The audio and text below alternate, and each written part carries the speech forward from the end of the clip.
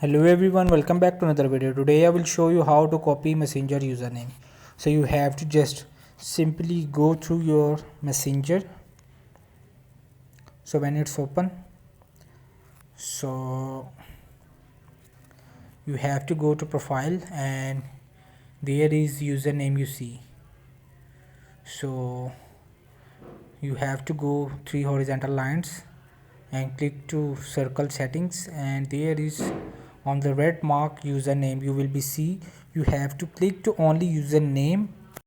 So you have to click to username, forget your username linked.